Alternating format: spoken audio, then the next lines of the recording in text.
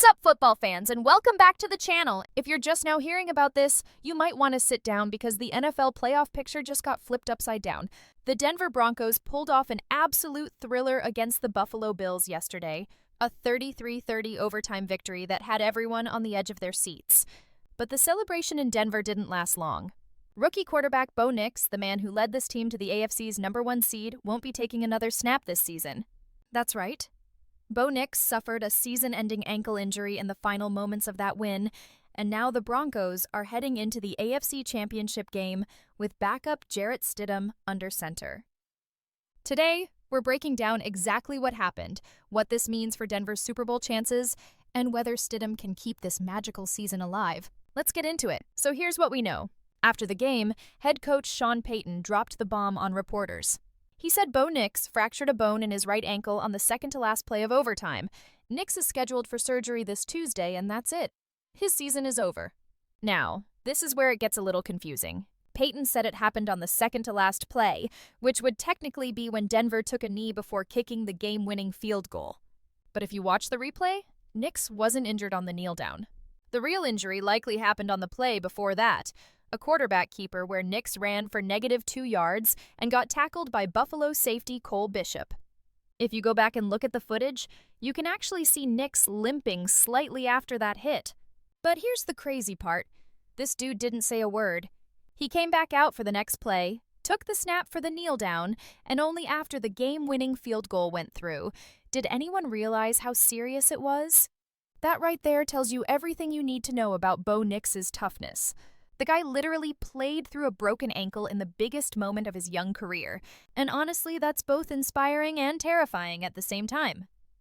Let's talk about what Nix did before the injury, because his performance was nothing short of incredible. He went 26 of 46 for 279 yards and 3 touchdowns. On top of that, he rushed for 29 yards on 12 carries, including that fateful run that ended his season. This wasn't some fluke win either. Nix went toe-to-toe with Josh Allen in one of the most exciting playoff games we've seen in years. He made clutch throws when it mattered, extended plays with his legs, and showed the kind of poise you just don't expect from a rookie quarterback in his first playoff win.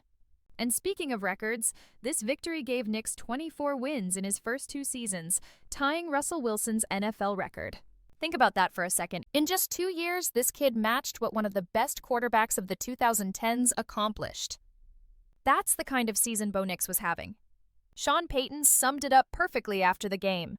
He talked about Nix's faith and mental toughness, mentioning that this isn't even the first time Nix has broken his ankle. He had one in high school and another at Auburn. Payton even joked, quote, "If I had known that, I wouldn't have drafted you." Dark humor, but it shows the kind of relationship they've built. You could tell this hit Payton hard.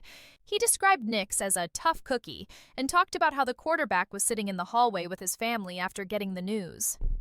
Payton said Nix told him, "God's got a plan for me," which just shows the maturity and perspective this young man has, but Payton being Payton, he's not dwelling on what could have been.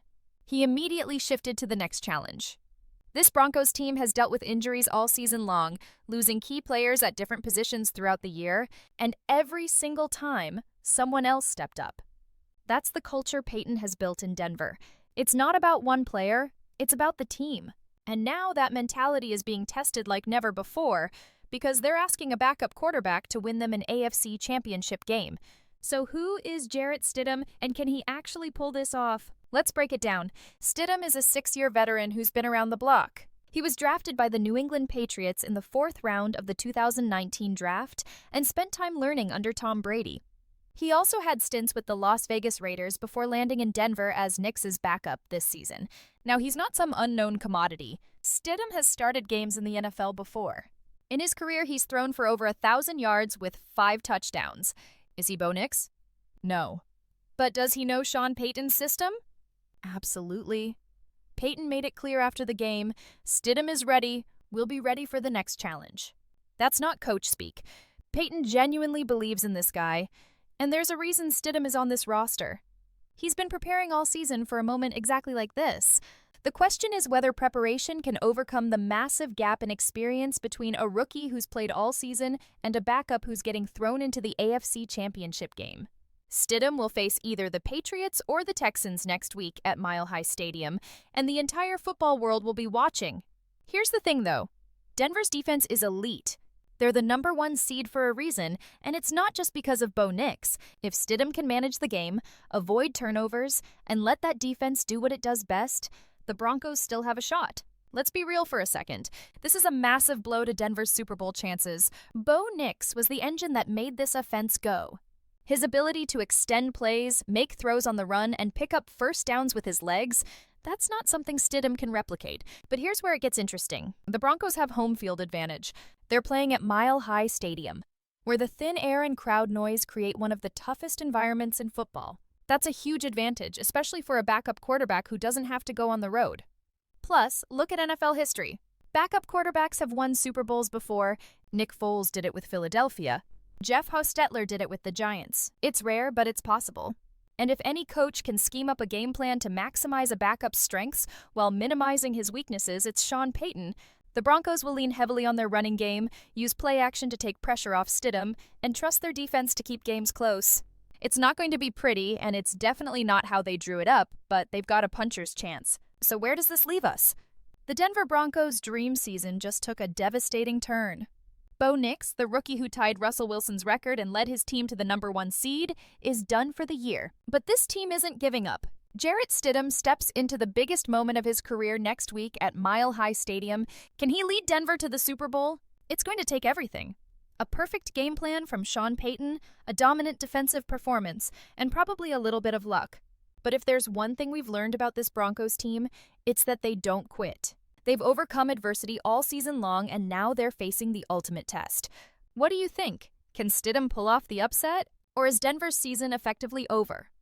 Drop your predictions in the comments below. And if you want more NFL playoff coverage, make sure to hit that subscribe button and turn on notifications so you don't miss any of the action. Thanks for watching, and I'll see you in the next one.